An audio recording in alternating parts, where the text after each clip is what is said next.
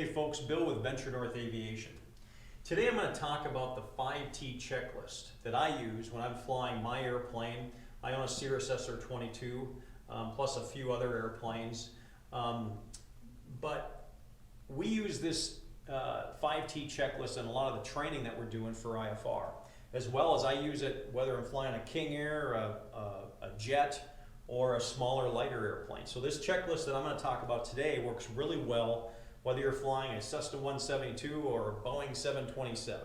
Now there's a lot of checklists out there that you've seen, maybe the 5Ts, and I was just gonna pull one up here. Here's one that says time, turn, throttle, tune, and talk.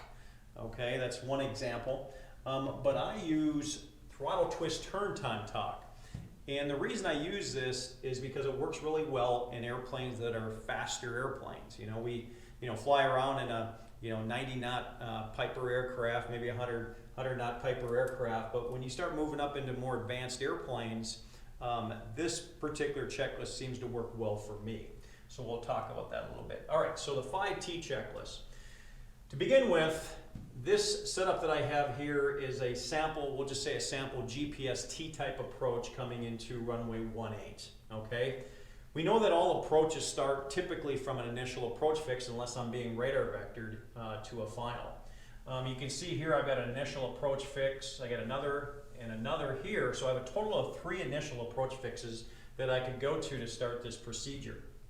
So we'll talk about it and how I would use the 5T checklist to set up for this approach. And the nice thing about the 5T checklist, it helps you stay organized and make sure things are done as you're flying the procedure. Okay, now the very first thing I do is I start with throttle. Okay, and why? Well, typically I'm flying a faster airplane, maybe something that does 180 knots, 170 knots, 200 knots, and I want to slow this thing up before I hit the initial approach fix. So my very first thing on the checklist is throttle. I'm going to grab that throttle, I'm going to pull the power back, maybe 3 nautical miles prior, and we'll use a Cirrus for example. I'm going to slow the airplane to 120 knots. Okay, so that's a good round number. For most Cherokee 6s or Cirruses or maybe Cessna Corvallis. I don't know, I'm just throwing things out there. But the bottom line is I like this to slow the airplane up. If I'm flying a King Air, I'm slowing the airplane up before I hit the initial approach fix. The next item I have on the list is twist. Now if you watch a new glass airplane, as you come up onto the initial approach fix, the CDI is going to automatically twist to the inbound course, right? Well, I want to verify that it's twisting to the desired track, okay? So I'm verifying that I'm going to see the desired track. Now in this case, we'll just say that this course is 090 degrees. When I hit the initial approach fix, I want to see that CDI auto slew to the desired track, which is my next leg. In the case of a Garmin G5, maybe it's hooked to a 430 or a 530. This thing should auto slew, assuming you have it programmed right for the correct approach when you come across the initial approach fix. Now, let's talk about a 6-pack with a Garmin 430 with just a plain CDI. Well, when I hit the initial approach fix, okay, or come up on the initial approach fix, I'm going to twist to the desired track. In this case, we'll say it's 090.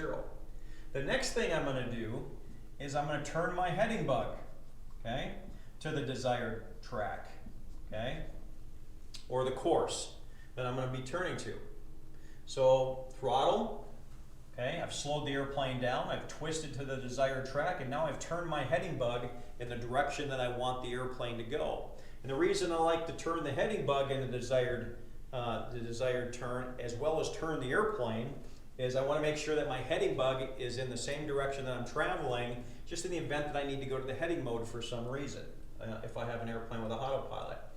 But I'm throttle, I slowed it down, I've twisted to the inbound course, and now I'm turning the airplane to the desired track. In this case, we'll say it's 090. The next item that I have on the checklist is time. Now time, we use time when it's appropriate. Maybe from the final approach fix to the missed approach point when I'm shooting a localizer approach, or maybe a VOR approach, or maybe I'm using time when I'm in a holding fix, but we'll talk about that, okay? The next item on the list is talk. Well, what do I want to do when I cross my initial approach fix.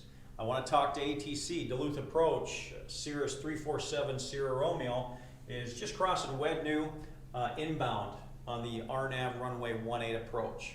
Roger, 347 Sierra Romeo, you're cleared for the RNAV 18 approach. Report the final approach fix inbound. So that's just an example.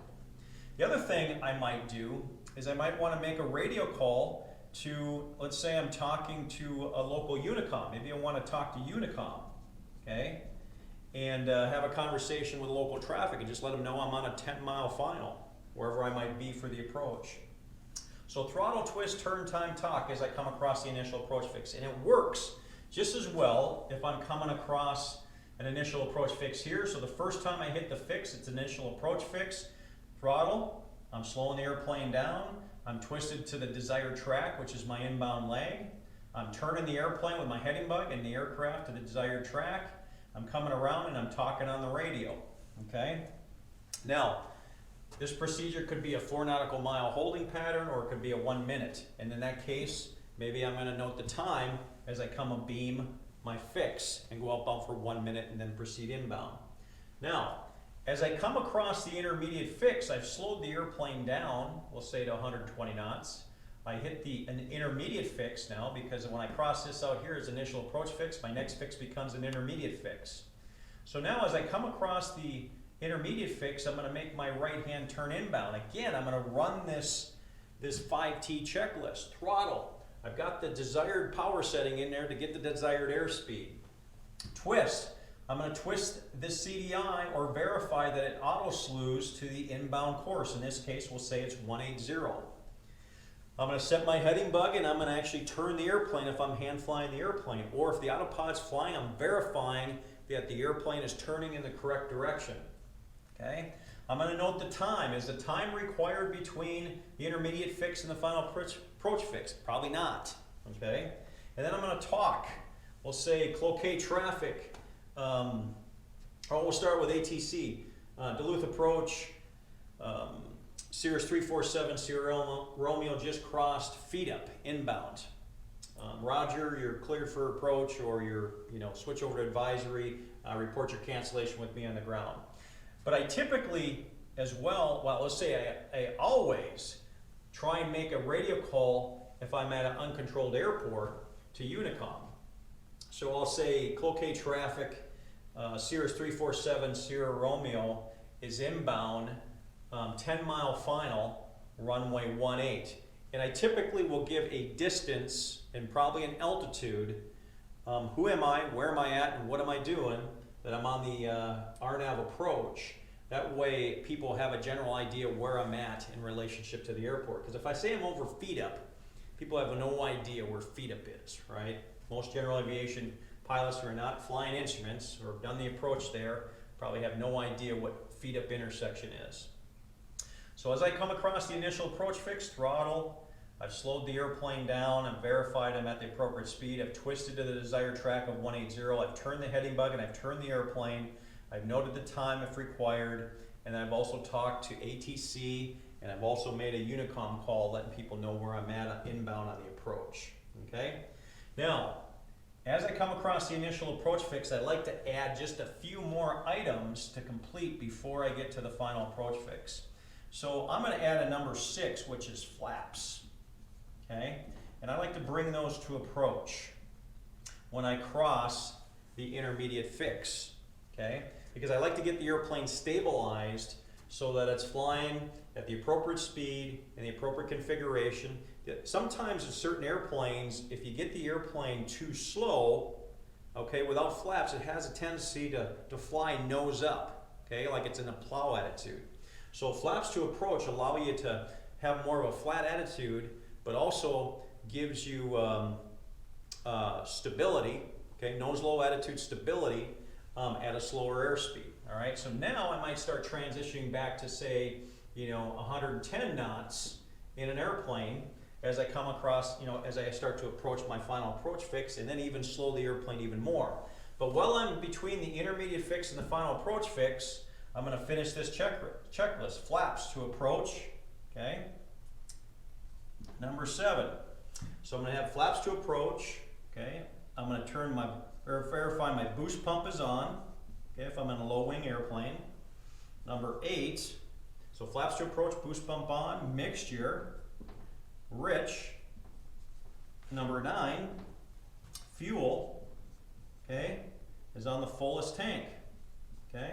Now why do I want to do this? Because then everything is done by the time I get to the final approach fix.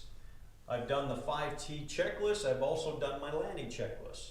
Throttle, twist, turn, time, torque, flaps, boost pump, mixture, fuel. And if you have a retractable geared airplane, a good time to drop the gear is right when you come over the final approach fix. In that case, my flaps are approach, and I may not, my boost pump's on, my mixture's rich, my fuel's on a good tank. When I come across the final approach fix, I'm going to do what? Put the gear down, okay? All right, and I'm going to make sure that gear comes down, and I'm going to pick up the glide slope, and I'm going to start on down to my missed approach point. And typically, I'm slowing to about 100 knots, okay? Well, I'm final approach fix inbound to my missed approach point.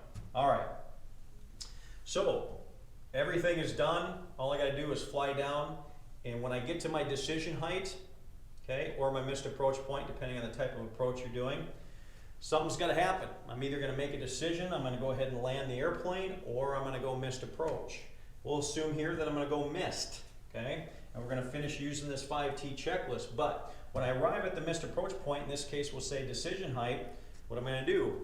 Power full, okay? So throttle, full power.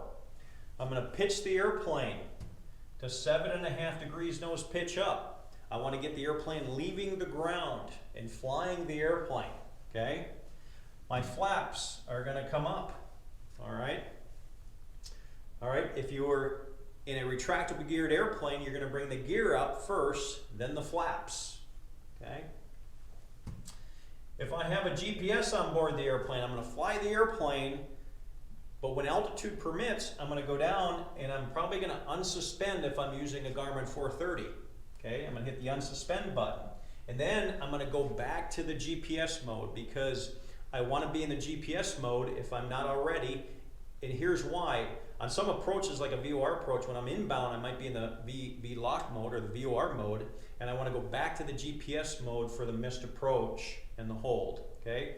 I typically use the GPS mode for everything except for the inbound course on an ILS or the inbound course on a VOR approach. Otherwise, I'm in the GPS mode, all right? Okay, so I'm heading out. I've unsuspended. I'm back to GPS. Now, I want to verify that I'm twisted to the outbound course. Am I going in the direction that is required of me by the missed approach procedure, okay? I'm turning the airplane as appropriate. Maybe I got to climb to 2,500 feet, then make a climbing right-hand turn, okay? I'm going to note the time if required, and then I'm going to talk to ATC. Duluth approach, Cirrus 347 Sierra Romeo's missed approach off of runway 18, okay? Roger, radar contact, climb and maintain 3,000, hold as published, all right? So you can see I did throttle, I did twist, I did turn, I did time, and I did torque on the missed approach procedure, okay?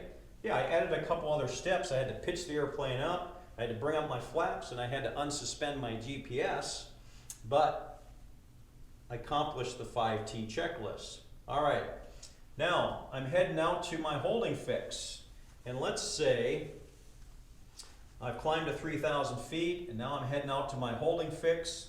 And you know how it is, when you climb up, you level off, and all of a sudden this airplane's going 170 knots again because I left the throttle full. Well, again, as soon as I get up to altitude, I'm going to grab that throttle and I'm going to pull it back, and I'm going to slow this airplane back down to 120 knots. Okay? I come across my holding fix. What am I going to do? Throttle. Okay? I've got the airplane slowed to where I want it for the hold. Okay? Twist. Okay? I'm going to verify that I'm twisted to the desired track. In this case, it's going to be my inbound course, which is 360. Okay? I'm going to take my heading bug and I'm going to turn the airplane, maybe for my teardrop entry. Okay? I'm going to note the time. Well, some approaches are timed holding patterns and some are distance. In the case of a GPS, most of them are 4 nautical mile holds. Some approaches are a 1 minute hold. But we're going to either note the time or note the distance and make sure that we go out the proper time or proper distance on the hold. And then the next thing, again, I'm going to call ATC, and I'm going to let ATC know what I'm doing. Duluth approach, Cirrus 347, Sierra Romeo's entering the hold over, Mizzou. Okay, Roger, expect further clearance, blah, blah, blah. All right. So that's how I use the 5T checklist, and it works really well for me. Again, throttle, I want to slow the airplane down because I'm probably going faster than I need to be. Okay. I want to twist to my desired track and verify it. I want to turn the airplane and the heading bug to the desired track. I want to note the time. Okay, is it a 4 nautical mile distance, or is it a holding time, or holding, or is it a time distance, to the missed approach point? So again, time works good for a localizer, VOR, approaches, and it also works really well when I'm in a timed holding pattern. Again, talk. I want to talk to ATC. I also want to talk to Unicom if I'm at an uncontrolled airport. Okay. Now another thing I do, and I'm going to add this in here, when I come across the initial approach fix and I do my throttle twist turn time talk, okay, I like to do it again, by the time I hit the final approach fix, but I add one other thing here to my talk. When I'm talking to Unicom at an uncontrolled airport, I like to key the runway lights up 7 times. And it does a few different things. Number one, obviously, in a low visibility day, it's going to make this airport as bright as I can make it so I can see it. But number two, if there's other airplanes in the traffic pattern, maybe somebody that doesn't have a radio, okay, I will key the runway lights up 7 times, and that lets that guy that's flying around that Super Cub without a radio know that maybe there's somebody inbound because the lights just came up on high and the approach light system is up on high. So a lot of times when I'm going into an airport, even when it's severe clear during the day, I will key the runway lights up 7 times, because as I get closer to the airport, there might be somebody in the pattern that doesn't have a radio. They see those lights come on, and they start paying attention to who's coming inbound to that airport as well. So this is my 5T checklist. I hope you enjoyed the video. If you like what you saw, please subscribe to Venture North Aviation's YouTube channel. We're going to start doing more of these videos, maybe once a week. We'll have different topics, and we'll talk about some different oral prep topics for both private, commercial, instrument rating, CFI, and CFII. So each week we're going to come up with a new topic, and we'll touch on it and publish them and post them on our YouTube channel. So again, I hope you enjoy it, and please subscribe, and we'll talk to you soon. Bye-bye.